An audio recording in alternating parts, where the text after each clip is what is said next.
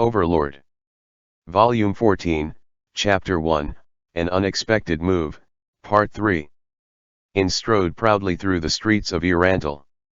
Momon walked alongside him. Needless to say, it was actually Pandora's actor.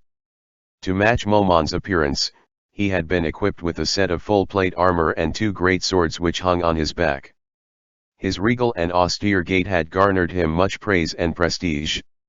In fact, his version of Momon appeared to be even more heroic than Ins's. To be honest, Ins had considered asking him to adopt a worse gait in case the citizens were able to tell the difference between the different versions. Of course, this wasn't something he would actually say out loud, so he figured he could at the very least attempt to secretly copy his gait. To this end, he had been stealing glances at Pandora's actor from his side view, and fortunately, he hadn't appeared to have noticed yet. The one silently tailing those two to keep an eye out on their rear was Nabe, Narberal Gamma.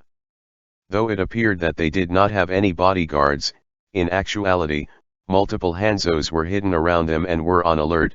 Consequently, Nabe, whose level was lower than theirs, was largely redundant. However, considering how she had acted in this manner ever since she first debuted as Momon's companion, Ins felt it was unnecessary to order her to stop. It's important to note that these three were walking through the streets of the city without any goals in mind at all. It was just a familiar exercise for all. Through this procession with Momon and Nabe, Ins was able to demonstrate various different things to the crowd. It was also for this reason that Ins hadn't brought the maids along. This act served multiple purposes. The most important of all was to validate the fact that Ins was still working together with Momon, so it wouldn't be appropriate to exclude Narberal from this operation. After all, Momon was always seen in full-plate armor and his appearance wasn't known to many.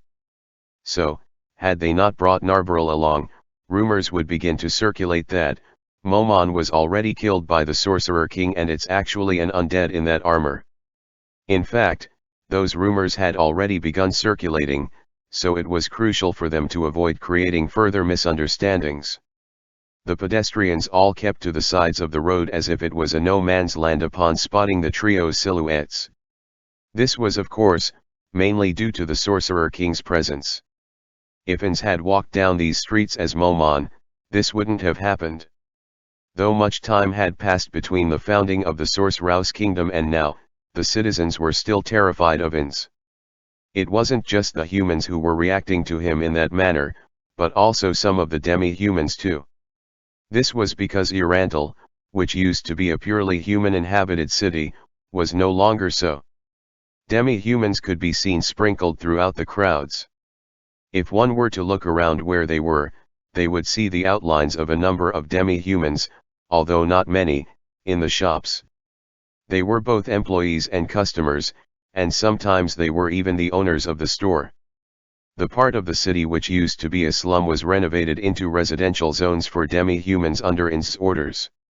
If they had been in that part of the city, this wouldn't be such an unusual sight to behold, but Ins and the others had been walking through one of the main streets of Urantal, far away from the slums of Ur.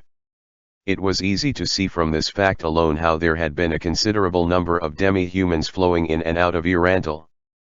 Though this wasn't due to any special policies Ins had put in place, after all the one who had been putting effort into these matters was Albedo, he still felt proud of this fact. It told him that his plans to unify the races was progressing at a steady pace. If this was the case, I would really like to enact policies that could speed up the process of uniting them all. In fact, he had such a plan in mind already. Ins had considered holding some sort of an event in Urantal with the ulterior motive to draw in more tourists and increase their income from foreign sources. What he hadn't considered was how unfestive and non-participatory this world was in general, which was the cause of his boredom this entire time. Though a gladiatorial arena like the one in the Empire wouldn't be too bad, Ins wanted something that hadn't been done already, something truly special. If he was to hold a large event that involved audience participation or anything that would allow an interracial team to shine, that would surely boost racial unity.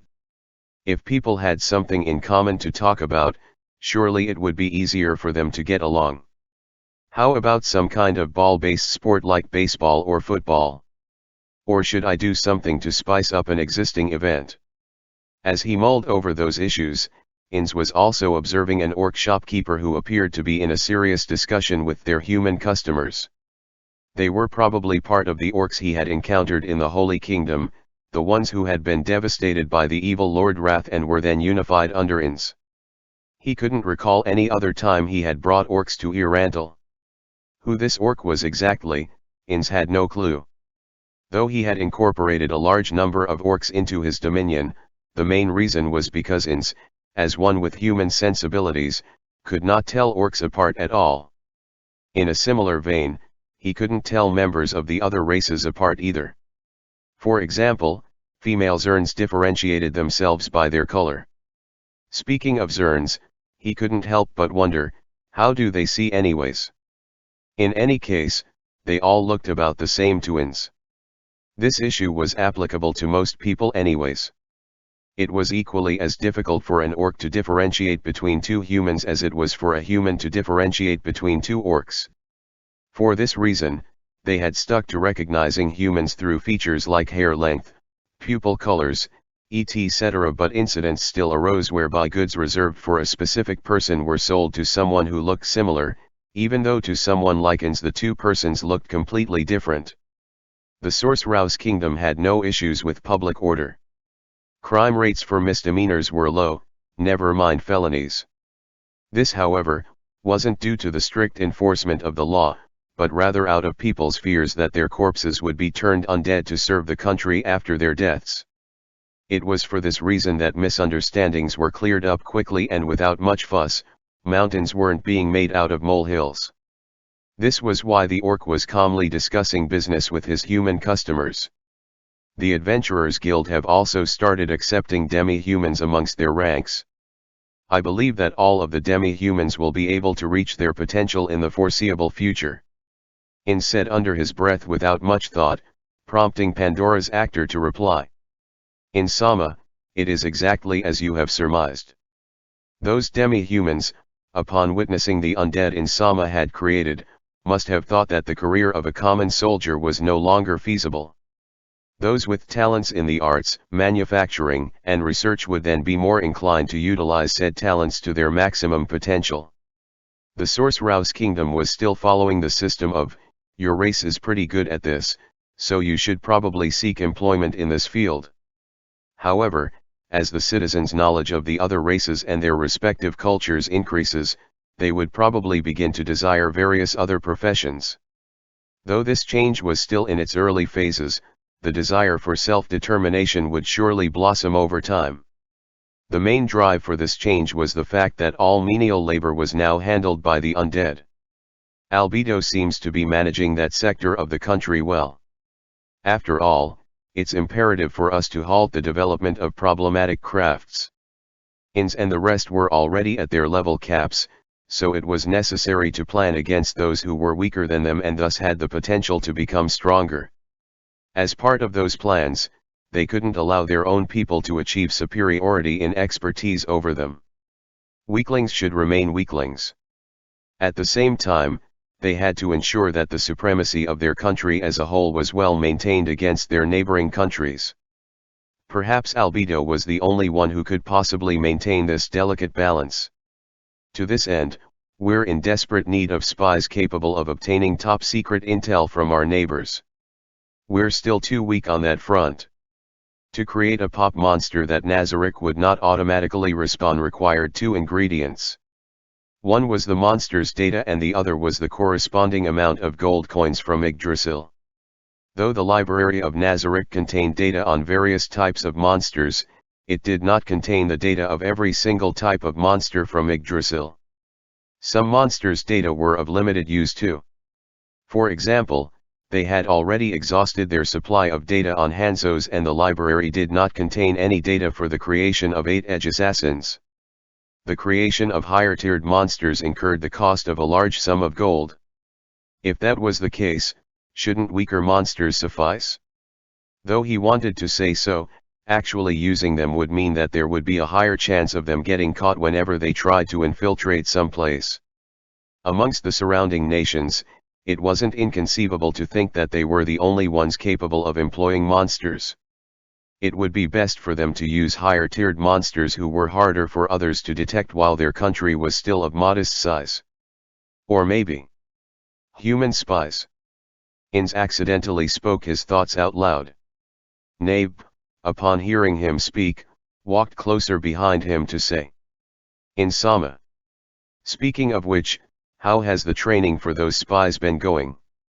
Shall I make sure those sows know who their rightful master is asterisk?" Ins lowered his voice and responded with, "Nabe.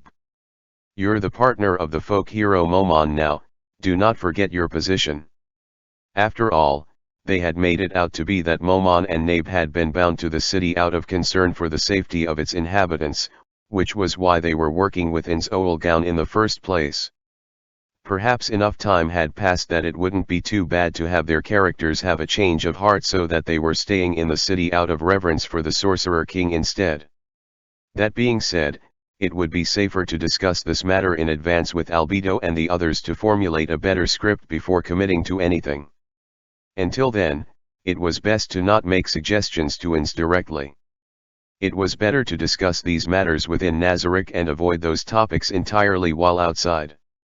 "I profusely apologize. You have been forgiven," would have been what he would have said, until he took a good look at their surroundings. A lot of people were watching intently with horrified expressions. Hopefully they hadn't heard what Nabe had said. Ultimately it wouldn't have been feasible for him to kill them all out of the suspicion of what they might have overheard, otherwise the facade he had built up that he was a unique undead capable of speech who was different from the other members of his kind would be harder to maintain. Nonetheless, ignoring Nabe's question and causing her to put on a dismayed expression caused Ins to feel pity for her. It would be troublesome if she were to stop asking questions of her own entirely.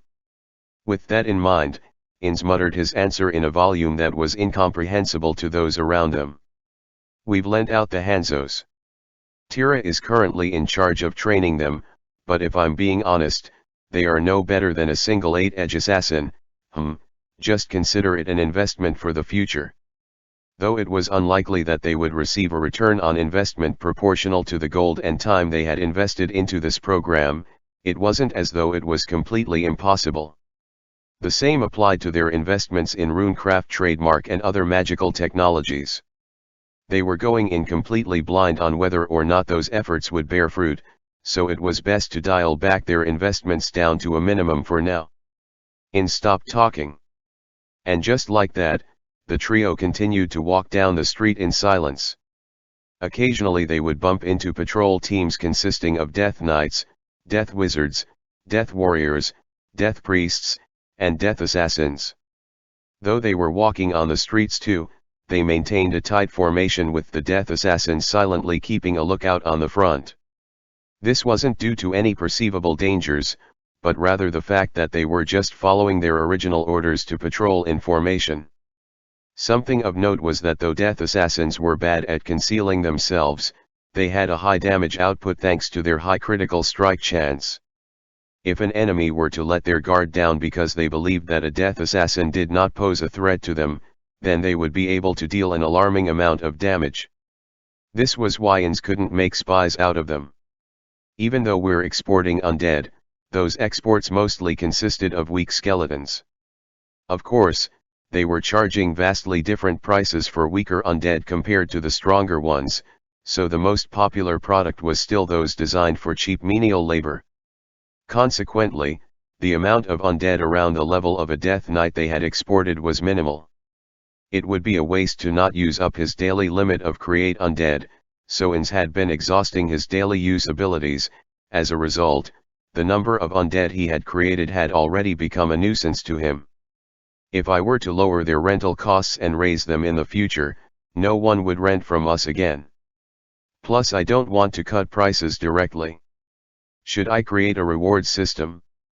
The Empire rented quite a lot of Death Cavaliers from us, so we should probably focus on marketing to nations directly, but... Ins glanced at Pandora's actor, who was beside him. It's kind of awkward to just walk like this in silence. But, there's not really much I'd want to talk to him about. If people were to perceive that their relationship wasn't so great after all, then there wouldn't be a point to this exercise. Miss Nabe. A conversation with Pandora's actor would be insufferable, so Ins chose to speak to Nabe instead. Yes. Hold up, you don't have to answer with such vigor, you know.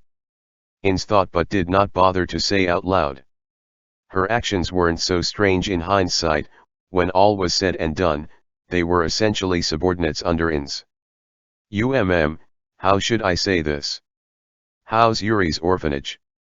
Have you visited yet? No, I haven't been there yet. And that was the end of their conversation. That couldn't be because she had a bad relationship with Yuri, but just that she had no interest in that matter, right? Wait a second. Would someone really be so disinterested in the workplace of someone whose existence was their closest analog to family? But, that response was also to be expected from Narberl. Would she have reacted in the same way if the question had been about Shizu or Entima's workplace? Ins shrugged as that thought came up. Shall we visit it then? Because the full responsibility for the orphanage had been given to Yuri, not even Ins knew of its current status. Of course, he had been given detailed plans about it, but no memory of it remained in Ins's vacuous, bony head. There should have also been some scheduled reports on the finances of the orphanage, but since Ins had been delegating those responsibilities to Albedo, he had only pretended to have read those reports. Though he had advocated for talent scouting through the education sector, the Source Rouse Kingdom had yet to implement the as of now unrealistic policy of universal education for all. If the level of education rose, so will technological and cultural advancements, but it could also strengthen weaklings. Though their current policies may lead to some people with undiscovered talents to stay as farmers for the rest of their lives, Pax Nazarica was the top priority. I don't think that's a bad idea. After Pandora's actor agreed, the trio began walking in another direction led by Narberl. Not even 2 minutes had passed before Ins received a message. Insama. Entima? What's going on? Ins walked as he talked and felt rather inauspicious. He couldn't remember the last time he had received a message like this year, so it must have been some kind of emergency. But, Ins's fearless smile never wavered. The whole ordeal in the Holy Kingdom was such a pain that nothing could be worse in comparison. Compared to the hell I had to go through, nothing this world could throw at me is undoable. The request, as he had expected, was for him to return to Nazarick immediately. After replying that he would do so, Ins instructed Narberl to bring the rest of the maids back to Nazarick too. He opened up a gate after bidding his farewells to the two to allow the Hanzos who had been securing their perimeter to go back. Only then did Ins return to Nazarick himself. After dismissing the Hanzos, he took the ring of Ins Oulgown from Solution, who had welcomed him back. Using the ring, he teleported to the 10th floor and began to walk towards the room that was his destination. The rooms that were either important or special in Nazarick had all been marked so that one could teleport straight to their doors with the ring. This was not the case with rooms that had been deemed as normal from the start and thus one could not teleport straight to them. This could be seen as the only flaw of the ring that allowed its user to teleport freely within Nazarick, but it was no longer possible for them to modify its functions. If they still had the Yggdrasil creator kits around, it could be possible, but neither Ins nor Nazarick's inventory had any. Albedo stood in front of the door to Ins's destination, awaiting his arrival. Ins did not probe how long she had been waiting there, but only about the progress she had made on her assigned tasks. You've been working hard, thank you. I'm not worthy of your praise. Ins sighed on the inside as he witnessed Albedo deeply lowering her head. Though he had said that he would return immediately, he had not given them a specific time frame. The thought that he could have wasted Albedo's time by making her wait unsettled Ins. He did not and could not let those thoughts show on his face. This had happened several times before. Despite telling Albedo that there was no need for her to wait for him each time, She had always insisted, saying that it was natural for a servant to welcome her master's return. In fact, he had talked about this with not just the floor guardians, but the area guardians and the maids too. Every time he brought it up, their responses would be the same as the one Albedo was giving him right now. The maids were especially enthusiastic with their answers, demonstrating a level of determination that could even make someone like Ins cower and apologize. If this was the general consensus, then Ins, as their overlord, had to forego his personal opinions on the matter. Albedo opened the door to the room and welcomed Ins in. Ins believed that he was not a man outstanding enough to be worthy of such treatment, and with great guilt, he put on the facade that this was all to be expected and walked into the room before her. Shaltir, Cositus, Aura and Mare, and Demiurge. The floor guardians had already been gathered in this room and were all bowing towards the throne that somehow radiated darkness. Behind the throne hung the flag of the Sorcerer's kingdom of Ins Oulgaun. It looked like everybody who was supposed to be here was already here. In cases such as this where all hands were on deck, Ins had to be the last one to arrive according to procedures. Unless it was for a special occasion, no one would arrive later than him. Ins surveyed the overburdened guardians in front of him. Every floor guardian had had their own duties in the past, but recently the scope of their work had increased by a wide margin. The air transportation system that mainly relied on flying monsters, mostly dragons, had established a transportation network between the Sorcerer's kingdom, the Empire, the Dwarven kingdom, and the desolate, demi-human inhabited region to the east of the Holy Kingdom. The one who was placed in charge of this network, Shaltir, now had the responsibility to utilize her skills to gradually establish a land-based transportation network. The one in charge of controlling the weather in the territories and building an underground tomb on the outskirts of Irantal, Mare, was also working alongside the newly established Adventurers Guild.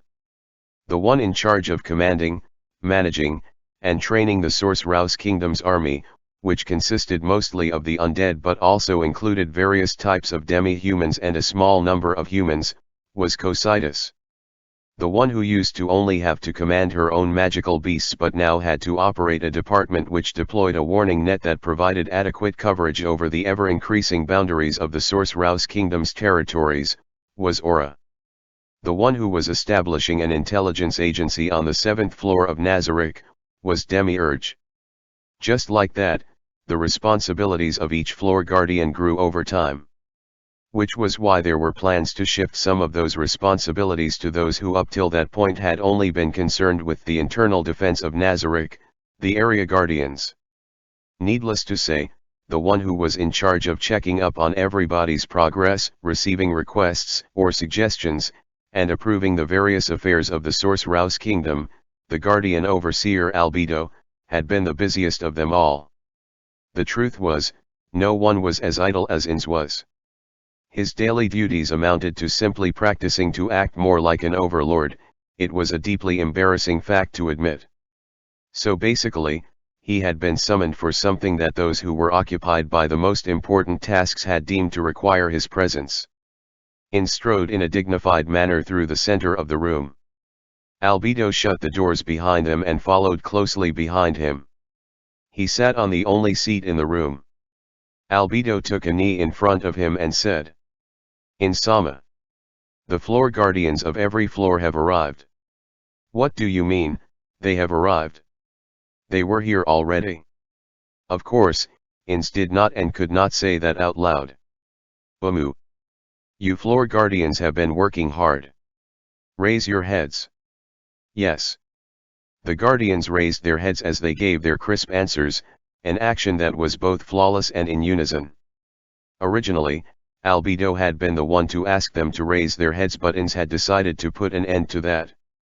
Though it had been said that a superior shouldn't talk so easily to their subordinates, Ins did not want to distance himself from them that much. The guardians' gaze, which made apparent their absolute loyalty, all fell on Ins's body. In the past, Ins couldn't handle this kind of attention, but his skin had grown thick in the intervening times to the point that it did not affect him in the slightest these days. But, Why? Am I getting the wrong impression, or do they feel even more loyal than they were before? No, it has to be the wrong impression, right? Ins, who couldn't recall doing anything that could have raised their loyalty, avoided the welcoming gazes of the guardians to randomly scan the room he was in. This wasn't because he couldn't handle their gazes, but he did it anyway.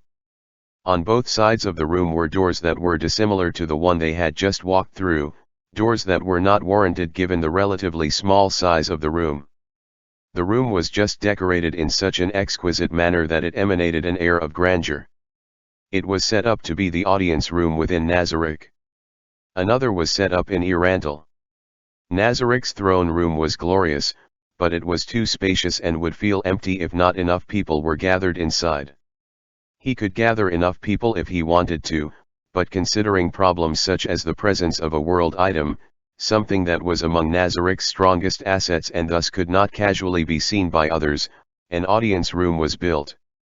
Everything in Nazarick was made by its guild members in the past, except this audience room. Under Inst's orders, the floor guardians had put great consideration, though it wasn't as though much consideration was necessary anyways, into refitting an empty room for this exact purpose. It made Inst quite happy. NPCs, made by the guild members, had grown beyond being mere NPCs. It was as though they had become players. There will always come a day when chicks will leave their nest to fly on their own, huh? Inst smiled mentally. Every one of them had made him proud. Suzuki Satoru had no children and not many of the other guild members did either. He wasn't sure, but perhaps this was what it was like to be a father. At any rate, this was not what it would be like to be a mother, probably. He immersed himself in his own thoughts for a bit. However, no one would speak until he had spoken, so he was forced to, despite not being the MC or something similar. So, Albedo, tell me the reason why everyone was gathered here. It's something important to Nazarick, or rather, to the Source Rouse Kingdom, right? Yes. Simply put, our grain that was being transported through the kingdom towards the Holy Kingdom was plundered 4 days ago. Oh, and who did that? A noble of the kingdom. The light in Inst's eyes flashed for a moment. Albedo was being vague. Normally, she would report the name, military power, and goal of the noble all at once. Why is that? Inst thought about it as he asked further. Did the Eight Fingers merchant in charge of transportation not have soldiers guard the caravans? Moreover, the rule was that our flag should have been flown, yes. Which meant the kingdom had chosen to start a war with us. He had thought, judging by the kingdom's actions, that they were trying to avoid a war, but it now seemed to be an incorrect judgment.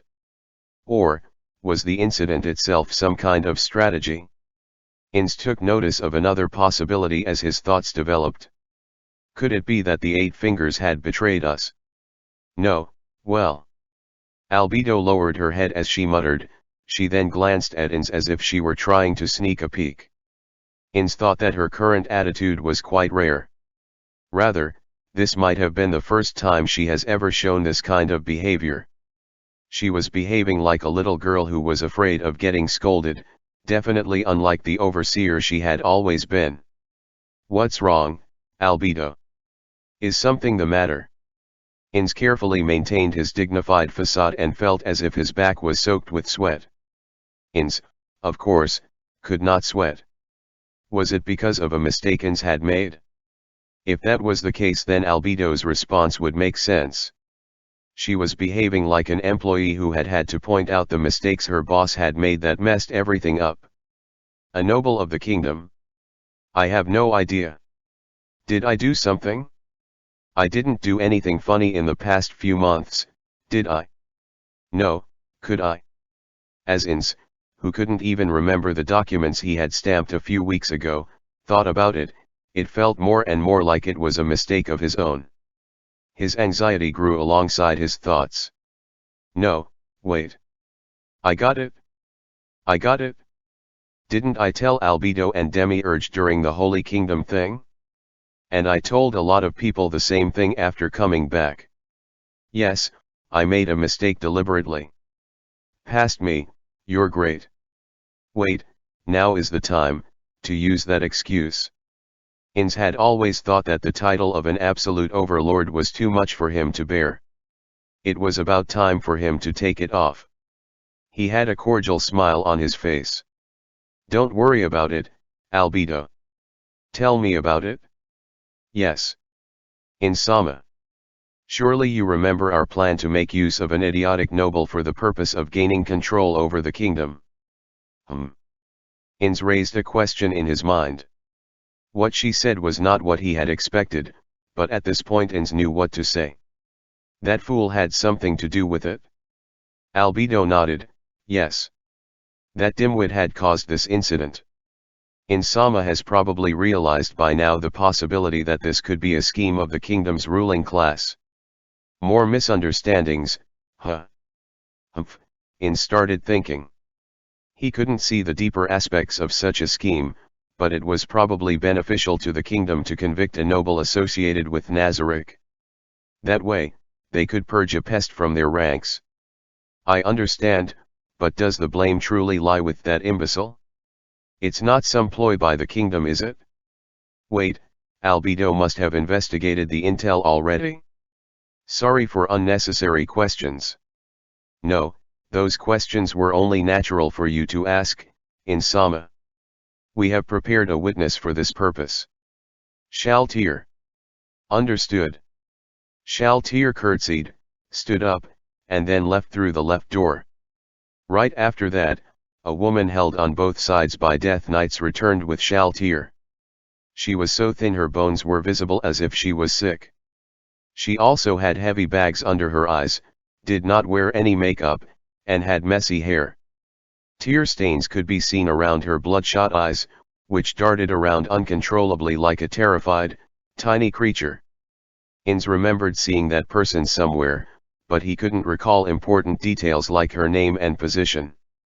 As he tried his best to search through his memories, the Death Knights let go of her. The woman knelt down in one smooth movement. It was flawless, one could even say that it was beautiful. It was something that was only possible through a suitable amount of training. Ins even felt a bit of respect for her because of that. Your Majesty, her voice was trembling a lot. She paused for a moment, then spoke again, Your Majesty. The room fell silent. Realizing that it was his turn to speak, Ins said in a deep voice, Woman, I permit you to speak your name. Ah. Hilma Signius, Your Majesty. His reawakened memories spread like vines. She was one of the leaders of the Eight Fingers, the kingdom's crime syndicate. Ah. It was not known how she understood the noise that Ins had made subconsciously. Hilma, who had not raised her head even once, yelled as her forehead rubbed against the floor. I have no idea. No idea. I have absolutely no intention of disobedience. The grain robbery has nothing to do with me. Ins took a glimpse at Albedo's back. It would be incredibly easy to determine if the woman had lied, so Albedo must have done so. So why did she not report the results directly to Ins? Ins didn't know what was Albedo thinking, but it certainly wasn't about stabbing him in the back. Actually, it was probably the opposite. There was some unknown misunderstanding that was born of her holding Ins in too high of a regard. It would not be appropriate to ask her about it directly. I got myself into this situation because I repeatedly performed as my persona, didn't I? Albedo won't understand if this continues on. Should I ask and see what happens? It would have been fine if Albedo was the only one who was here, but the others are also here. Ins looked at Aura and Mare. Next time I guess. Bamu. First of all, let me confirm if Signius was telling the truth. Dominate. After the spell had been cast, Ins asked Signius. Did you play any role in that noble robbing our grain convoy? None whatsoever. A dominee could not lie to their dominator, which meant that Signius had no direct connections to the incident. Though an indirect connection was still possible, it wouldn't have made it her responsibility. The hypothetical that she had been lying by ways of memory manipulation was unlikely. Have you been described by others as having multiple personalities? No. Then do you wish to oppose us? Not at all. I don't have the slightest intention to. Absolutely not. She denied with her fiercest tone yet. Bearing witness to this, Ins released her from his dominate. If we were to punish her based on a crime she wasn't purposely responsible for would be too harsh. Cygnius, not guilty. That's my ruling. Cygnius raised her head and gazed towards Ins with a brilliant passion within her eyes, to the point where Ins found it to be terrifying. But, Insama, shouldn't the faults of a subordinate be the responsibility of their superiors? That Cretan was her responsibility. Albedo was right. You're absolutely correct. But he took those actions randomly and of his own accord. I had instructed him multiple times. Contact me before you do anything. I had even appointed a subordinate to monitor him for this exact reason. Albedo did not object to her explanation. So that was the truth. She had performed her duties to the utmost, so it would be too cruel to let her shoulder the full responsibility for this incident. Albedo, Human Resources, had hired a simpleton who caused major issues in Cygnius, the department. Though it's obvious that there were issues within that department, Ins also understood the tendency to want to blame this on HR. Ins, the salaryman, thought about this issue from Cygnius' perspective. If he was to leave this matter to Albedo and the others, they would surely dish out severe punishments to her. Then, the faults of a subordinate is the responsibility of their superior. I concur with that statement. Ins watched as the colors drained from Hilma's face and continued. But, that proverb was said by a leader who wished to shoulder the burden of their subordinate. It was not meant as a way for subordinates to shift blame onto their superiors. As for how encompassing the statement could be. Albedo, let me ask you a question. Cygnius was in charge of that dunce, but who was in charge of Cygnius? That's my responsibility. I am your master, so the responsibility for this incident falls on me in the end, correct? We wouldn't dare. This is absolutely not the fault of Insama. Albedo disavowed his statement with an uncharacteristically panicked expression.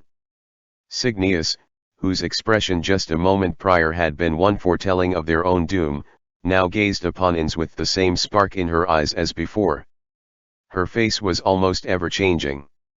Though Cygnius' modus operandi may be flawed, she had performed according to the expectations of her office. For that, she has been forgiven. The first time an error occurs, it is because everyone makes mistakes. The second time around it would be the result of carelessness. The third time should have been avoidable. The fourth time is the one to indicate one's incompetence. Cygnius. Yes. Cygnius lowered her head so much that it made an audible impact with the floor. It looked painful even from an outside perspective. To prevent a similar incident from occurring again, work harder on your preventative measures. Prepare a set of all of the plans you could think up of, submit them to Albedo, and wait for approval. That will be your punishment. Yes. Cygnius rubbed her head against the ground, as if she was trying to lower her head even further. That seems unnecessary. Ins thought as he turned to look towards the guardians. That is my decision. Do you have any comments? I won't get angry, you are free to speak your minds. No one seemed to have objections. Still, every one of them was capable of saying Insama's decisions are always correct with a straight face. Even if they had any dissenting opinions, it wasn't likely that they would give voice to those opinions. In any case, it was better to confirm than not. Albedo. No objections. Demiurge. I concur with Albedo. Aura. None. Mare. Why yes. I don't have any objections. Cositus. No. Objections. Shaltir. None. Were they really fine with it, or were they too afraid to speak up? Ins wasn't sure, but he had at least received their approval. Ins forcefully nodded his head and made his judgment final. Good. Now then, Cygnius. Prepare those plans within a few days, that is, have them ready within 2 days. Cygnius audibly whipped her head upwards. Understood. I'm grateful for my lord's merciful judgment. I thank you from the deepest depths of my heart. O Sorcerer King Hika. Please allow me, Hilma Cygnius, to continue loyally serving you from now on. Is that so? Cygnius' almost revolting amount of passion reminded him of a girl he had met in the past with scary-looking eyes. I look forward to your loyal service. Now then, Shaltir, please send Cygnius back. Understood. Shaltir took Hilma along as she activated her ring's function. The destination of their teleportation was the surface. She should be using gate afterwards, so it shouldn't take too long. With that in mind, they waited in place for her. Not too long after, Shaltir returned alone as he had expected. Now then, that couldn't be the only reason I was called here for, right? If that was the only reason, why then he would be thanking his lucky stars, but that wish was shattered by Albedo. Yes, it is exactly as you have surmised. Ins looked at Albedo as if he had held a grudge against her. He would have loved it if she had only let him hold on to that hope for just a while longer. Is something wrong?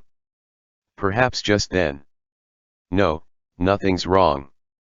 Now then, how about you tell me the true purpose behind you calling me, gathering every floor guardian here? Albedo and Demiurge exchanged glances upon being asked. First on the docket, for what purpose did that buffoon undertake his actions? Was someone manipulating him as part of their ploy? That is certainly possible. Depending on the answer to those questions, we may have to significantly revise our plans against the kingdom. For that, it would be nice to know what Insama's thoughts are on the matter, so I proposed that we ask for your presence. As of now, our strategy against the kingdom had been sugar and whip, hadn't it? Have you explained the concept to Aura, Mare, Cocytus, and Shaltir before? Demiurge and I were in the process of doing so, but we have yet to explain the specific details of the plan. Is that so? Then Albedo, please share the intel with everybody. Any suggestions or opinions from you all could be helpful. Understood. Albedo began her explanation to the four of them. The sugar and whip strategy, the term, coined by Ins, was popular due to being easy to understand. To prepare the kingdom for a takeover was in essence a plan to destabilize the kingdom from the inside, to the point where a portion of the kingdom's citizens would actively hope for peaceful foreign intervention by the Sorcerer's kingdom. Was it because Demiurge was also involved in the planning process? The plan began sounding more and more like what they had done in the Holy Kingdom. It was a strategy that depended on internal conflicts and would thus cause a massive loss of life at the start. His preference for internal conflicts over physically invading a country was probably due to him being a fiend. If Cocytus or Shaltir were in charge of planning, they would probably prefer more direct methods such as a full-blown invasion. But apparently this plan had been formulated by someone within the kingdom, and Albedo and Demiurge had only made slight modifications on top of the original. That imbecile of a noble was a crucial element of this strategy. He was meant to start a revolution. In conjunction with the internal conflicts initiated by their grain shortage, the kingdom would then be forced to request aid from the Sorcerer's kingdom. There were multiple ways to make use of the nobility, but they would all create a reason for the Sorcerer's kingdom to intervene in the kingdom's affairs.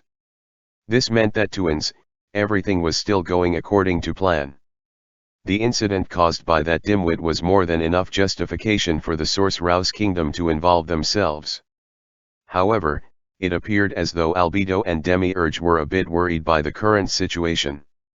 There had to be something that Ins was missing. Now then, Albedo. Though I want to ask questions of a fundamental nature. Do we actually have evidence that Noble caused the incident? Do we have clues that this was a ploy by the kingdom? I recall something, about Albedo's scheduled correspondence with that noble we were supposed to get under our influences. Albedo had complained to Ins time after time about having to send letters to that unpleasant noble, a mere human, or something similar.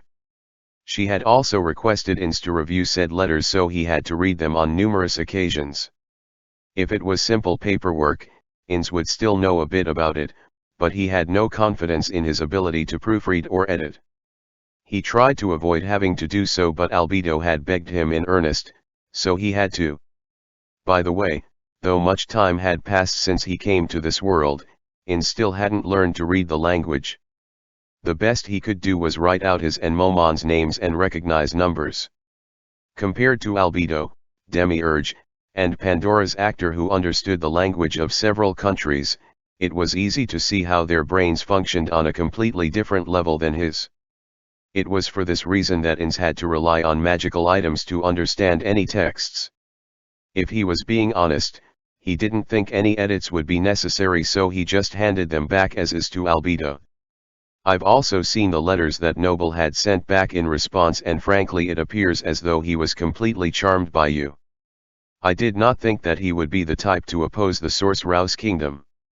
He had heard of a saying that betrayal from one's crush could lead one to become irrationally hateful. Like finding out the cute voice actor you stan had a boyfriend. As this thought came to mind, Ins could see a reflection of his friend of yesteryear crying tears of blood in Shaltier's place. He could also see in Aura and Mare's place, that friend's sister laughing at him. Yes, we've conducted detailed investigations into this matter. It is undeniably true that that man was the mastermind behind the grain robbery. But, the possibility that he could have been charmed, brainwashed, or controlled in any other way is certainly not none. The one thing we could be sure of is that he had committed the crime. Perhaps this was a ploy by someone of an even higher intellect than us. If that was the case, then there is the possibility that they are somehow taking advantage of his actions. Albedo had a troubled expression, and so did Demiurge. What Ins found unbelievable was the possibility that someone who could rival the intellect of these two would just show up out of the blue.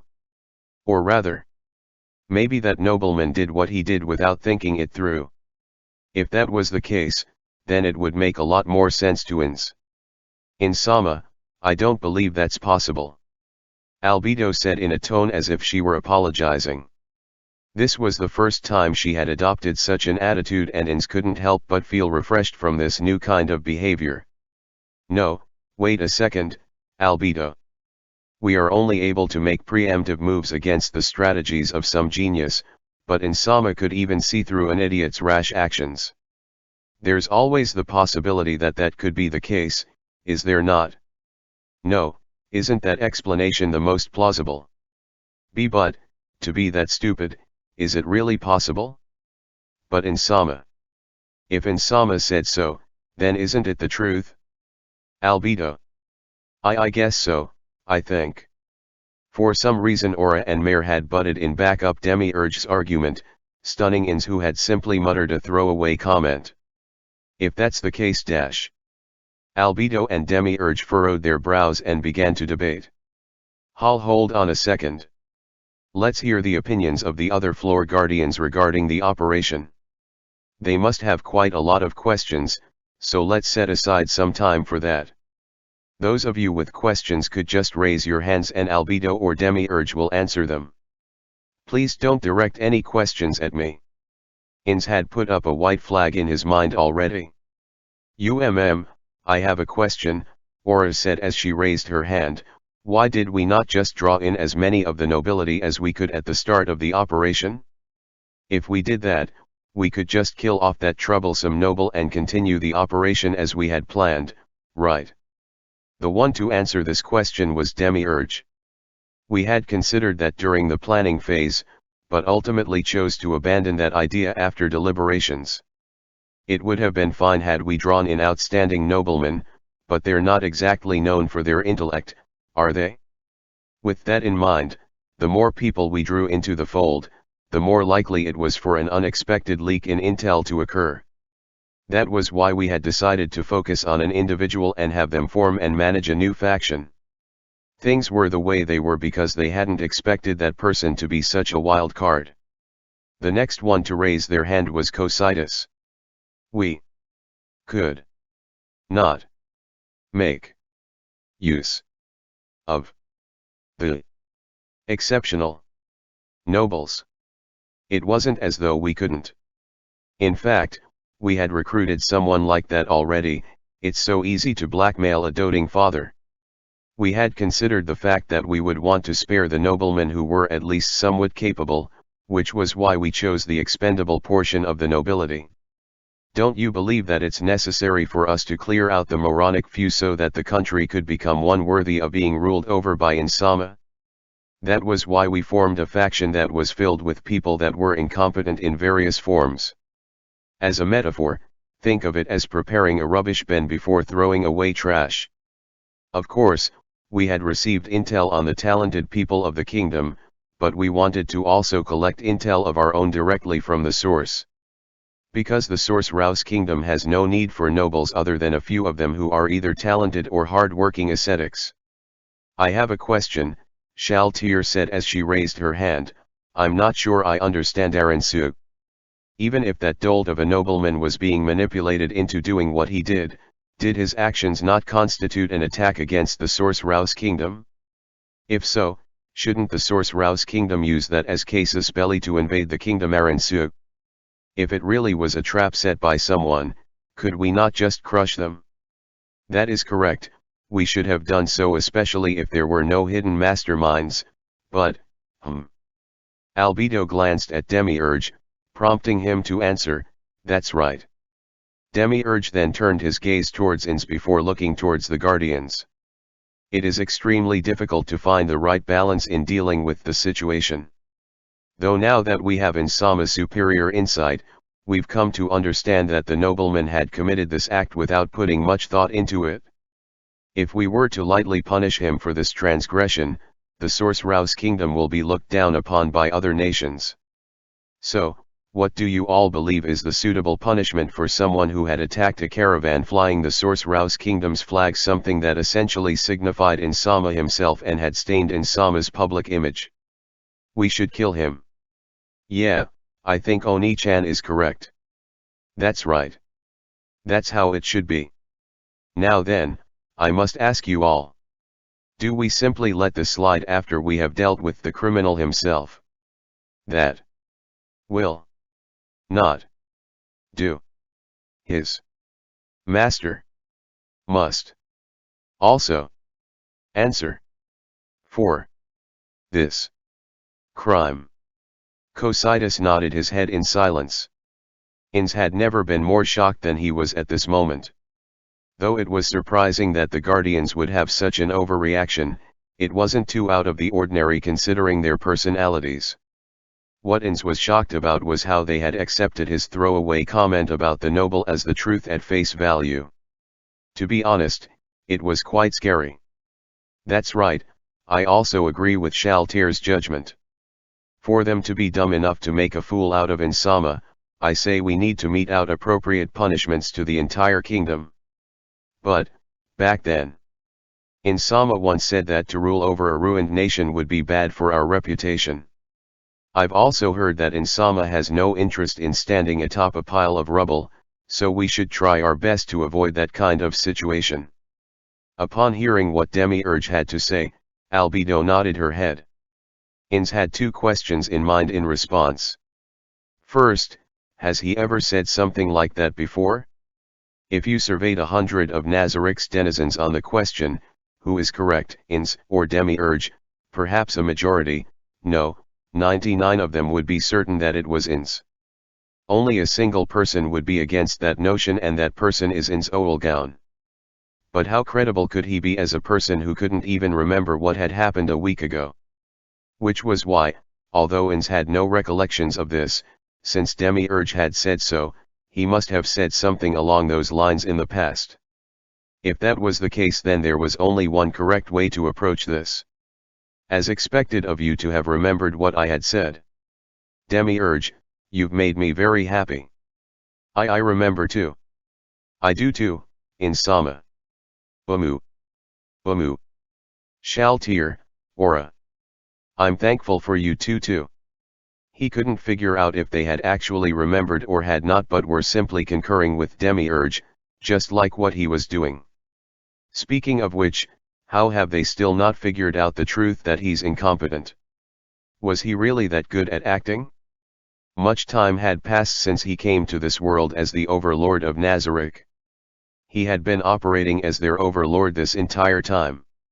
They should have seen through his Overlord disguise already. They should have seen through the useless nature of Satoru by now. The conversation continued on as he agonized over this. So, in keeping with Insama's wishes, we will not be punishing the whole of the kingdom. However, we can't just let them get away with a light punishment. We will also have to put the plan on pause or abandon it entirely for now. At the very least, it will require major deviations. Ins couldn't help but feel a great sense of guilt at the fact that his words held such prominence in their minds. So that was why. But, Demiurge, did the plans really fail this time? Demiurge, Albedo, and their assistant in the kingdom possessed an incomprehensible level of genius in Ins's perspective. Would the plan that was the culmination of their minds truly fail? If that was the case, he must keep in mind what he says to them from this point onward. It would probably be best if he kept his mouth shut from now on. So, just in case, he asked again. Are we really abandoning our plans? The candy and whip plan. Demiurge looked towards Ins with a bewildered expression. He had seen this expression on numerous occasions. It was the expression he had made when he was trying to figure out the true meaning behind his words, as if they were all euphemisms said by a being on a completely different level of brilliance. Wrong. Demiurge. I'm just trying to reaffirm what you've said. There are no hidden layers of meanings. You should chill out by taking a bath first. These thoughts disappeared right as Ins was about to give voice to them. Just as an unpleasant premonition surfaced in his mind, just as Ins had expected, Demiurge stood aghast as if he had just had a sudden realization. No, wait, could it be, Insama? Could it be that you have had the same intention back when you immaculately brought the Empire under our dominion? His premonitions were right on the target. What is he saying? Ins started ranting towards Demiurge in his mind. What kind of a thought process would lead you to that conclusion? No, that's not that case at all, would be the best response, right? But would that response really be appropriate? That's right. After he vacillated for quite a long time, this was his reply. For some unknown reason, Albedo's eyes were opened as wide as Demiurge's. It was a bit, no, it was extremely terrifying. I see, so that was why Insama had repeatedly instructed us to do so. Please forgive your subordinate for not realizing it immediately. I have disappointed my master. No, Demiurge. How could someone like you, no, how could people like us ever hope to be able to fully comprehend Insama's ingenious plans? To have forgotten that Insama's every move was made with a multitude of intents may have been our greatest failure. That's right. It's just as you have said. To have applied the candy and whip policy on a national level. As expected of our Insama. As expected of the leader of the supreme beings. Humphrins laughed at himself. He could no longer understand what these two were talking about. In that moment, a thought flashed across his mind. What if these two had already realized Ins's incompetence and were just trying to cover for him? They're both geniuses. The truth is, I can't even comprehend how much smarter they are than me. How long would people like them continue to mistake my stupidity for genius? No, that shouldn't have even been possible. Ins. Sama. Eyes. Truly. The greatest mind of Nazarick. Exactly, you're completely correct, Cositus. To Insama, someone who's capable of planning on the scale of millennia and myriad years into the future, something on the scale of a few years is nothing. Is that true? As expected of Insama. To be able to plan for millennia ahead, I'm truly in awe, Insama. What is Demiurge talking about? Who? When did they say that? How would someone be able to plan that far ahead into the future? Don't make stuff up on your own.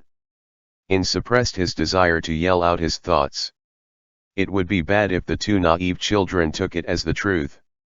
However, since he had been approving every single one of Demiurge's suggestions, he didn't know what was the best way to respond to him now. Plus, if he was to object now, it would most likely create issues for him in the future. So I still have to act as usual. If Ins was capable of facial expressions, he would probably have a dubious smile right now.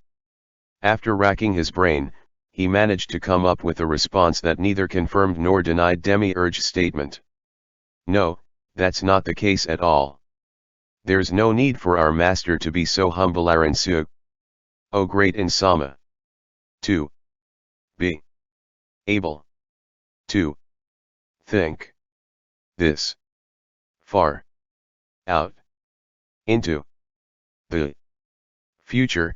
No, if that was not the case, then he would not have been the leader of the supreme beings. He couldn't handle it any longer, he should just give up the facade. Ins made his decision. Now then, since we now have Insama's permission, let's give unto the kingdom the most miserable of punishments. How did the word miserable show up in their conversation up to this point? Ins was completely baffled. Albedo clasped her hands together and grinned brightly. The adorable Albedo and Demiurge spoke in unison. The Empire, who had surrendered immediately to Insama, had been given the candy. The kingdom, who had not surrendered, will be given the whip. By doing so, we will be sending a message to everyone else. Candy and whip, the people of this world must choose between them. Woo, things are getting a little more interesting, aren't they, Insama? Hilma was violently thrown back to where she was taken from. The gate that had transported her back was gone by the time she turned around to look. She surveyed her surroundings as she nursed the arm that had made impact with the ground when she was thrown out. She was in a well-ventilated, spacious, and familiar room. This used to be the head of the gambling division, Noah's Vidin's mansion. He had originally purchased this swath of land with the intention to build a casino on top of it, which was illegal. They had successfully built the associated mansion, but due to unforeseen circumstances, the remainder of the plans had to be cancelled.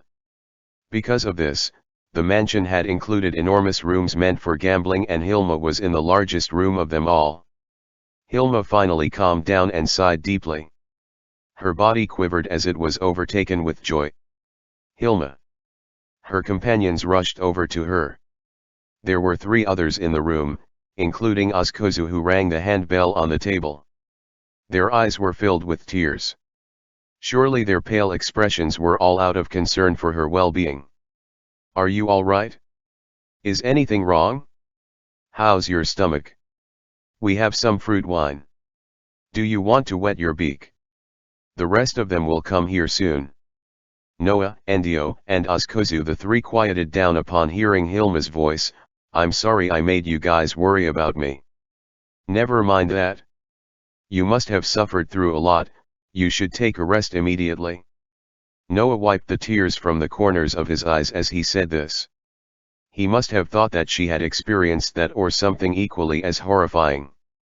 Hilma had no option but to explain herself. I wasn't put through that, they didn't do anything to me. The atmosphere grew thick as the companions who had been surrounding her had their confused expressions gradually surface, as if to say, was that something that was even possible? I also met with His Majesty the Sorcerer King. Hilma's moist eyes were like a broken breakwater as a never-ending stream of tears flowed out.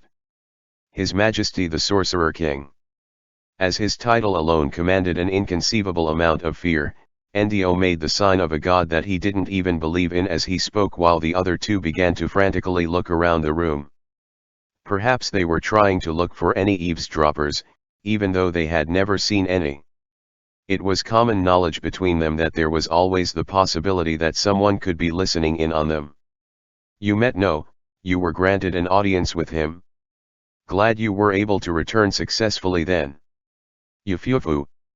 Hilma, who was still crying, gave a smile as her reply. Though everybody had been called on by the Sorcerer King, they had bowed the entire time, so no one really caught a good look at his face. However, through the intel they had gathered and second-hand accounts of people who had stolen glances at him, the Eight Fingers, including Hilma, arrived at the unmistakable conclusion that the Sorcerer King was the avatar of evil. No, he was simply a magic caster who would use such cruel methods of torture and could ruthlessly crush the soldiers of the kingdom. His Majesty was truly a reasonable master. Not only was he tolerant of my failures, but he was also merciful in his ruling. Suddenly the world around them felt as though time had stopped. Noah was shocked for a moment, but then he shut his eyes as if to offer his pity. In truth, if someone else had said this, the Hilma of a few minutes ago would have probably thought the same as they did. So that was what happened, she's completely broken or something similar. The two behind her spoke with bloodshot eyes. Hilma, I'm more or less envious of your current situation. If only I was there with you back there, and other laments. No, hold on a second. Perhaps she has some sort of mind control spell cast on her. Hilma, is that true? Noah wouldn't stop asking. Of course, she herself knew that she wasn't under the influence of any spells, but at the same time, she could not prove it definitively to them. Because of that, she just simply ignored his questions and continued to talk. Whether they believe her or not is up to them. I didn't think that I would be returning alive too. The reason why I could return without a scratch was because of our master. His Majesty the Sorcerer King, truly someone fit to be called a king. If our master wasn't there, perhaps she would have been forced to take responsibility for what had happened. Perhaps no, this wasn't a hypothetical, she would have definitely been implicated due to that idiot's actions and suffer a hellish punishment for it. The Prime Minister of the Sorcerer's Kingdom, Albedo, would have definitely done that. If she were in her place, she would have also had someone take the fall for it, even if the punishment was not death but simply pain and suffering. So from her perspective, the Sorcerer King's decision was infinitely more merciful than the one she would have given. Hilma. Sorry to interrupt your spiel on His Majesty's mercy, but that was out of his candy and whip policy. Is that so? Perhaps that was the reason why. Though she had said so, Hilma did not believe that to be the case. Hilma could tell a person's inner thoughts by the fluctuations in their voice, their expressions, and their partialities. This wasn't some unusual ability, but just something she had picked up over time with experience. It was accurate to a certain degree, and if those feelings were to be trusted, the Sorcerer King and Albedo were not playing the routine of good cop bad cop. The reason why she wasn't completely certain of her own judgment was because it was incredibly difficult to read the Sorcerer King's thoughts given how he had no facial expressions to speak of. So there was a chance that his assumptions were correct. That's right. After all, I've done so in the past too, so I'm quite familiar with it. But, how sweet is the candy to those who had tasted the pain the whip could inflict. Perhaps we were lied to. Perhaps His Majesty the Sorcerer King is a terrifying being that could not empathize with people, and his confidants were there to make sure that he doesn't go overboard. Even so, I would still be inclined to believe him. No, or I wanted to believe him. Ladies of the night who were easily swindled by men and were subsequently devastated was something Hilma had seen one too many times. She knew that she was no different than those troubled women she had seen in the past. Even so, she couldn't resist the Sorcerer King's ability to draw people closer to him. Hilma. You bore witness to countless types of men. You're the best out of us all in terms of understanding people, especially men. Tell the truth, what kind of man is His Majesty the Sorcerer King? As a high-class prostitute, it was true that she had seen all kinds of men, especially those who were high in status or had great authority over people. She had seen that type of men so often that it had become annoying for her. If she were to compare and contrast them. If I were to describe him with a single phrase, it would be a merciful master. He has the clarity of mind to think and judge, but also the flexibility to accommodate his subordinates' constructive suggestions into his own train of thought. He does not seek schadenfreude as a hobby, which would have been par for the course. How should I put this? Right, he just didn't give off that kind of an aura, you know. Of course, he would still give out punishments callously if he felt they were necessary. That is high praise, coming from you. The slightest suggestion of a smile broke out on Hilma's tear-stained face as she laughed. Yufufu. That's right. Though our master is of the undead, he embodies justice and mercy. Even when he's being callous, he isn't being cruel. After all, the consequence of failure is punishment. He could have killed me to send a message to you all, but His Majesty did not do so. She didn't know who had just swallowed audibly, but the sound was reverberating through the spacious room. I hope His Majesty the Sorcerer King will remain with us forever. If it was our master, he would have. A depressing silence weighed heavily on their hearts. Hoo-hoo-hoo. Someone breathed out the way a missionary would if they had borne witness to a miracle. They did not know when that hellish fate would befall them, but as people who had lived in constant fear, this was salvation. I see, so you're saying that we must be even more loyal than we already are, right? Yes, Noah. We should do so, now that we know. But the Prime Minister of the Sorcerer's Kingdom, Albedo, is still a terrifying master. I can't imagine her saying the same words His Majesty the Sorcerer King had said to me. Though she had mumbled that last sentence to herself, her companions who had heard her all had looks of surprise on their faces. It was difficult to read the thoughts of the demon known as Albedo, but her intuition had told her that something was wrong in that moment. Perhaps it was because her brain was in overdrive under those extreme conditions. Her intuition told her. Even though the Sorcerer King could be considered a compassionate figure, Albedo was someone who saw people as mere toys. Something like that. Hilma really wanted to try her best to make it so that she and her companions could become direct subordinates under the Sorcerer King. He would be the type of master to reward someone based on their performance and would not treat his subordinates unreasonably. Everyone. Let's work even harder for His Majesty the Sorcerer King. Hilma said to the three in front of her and shared her thoughts. Afterwards, she began seeking assistance from various sources for the task she had been given by the Sorcerer King. End chapter.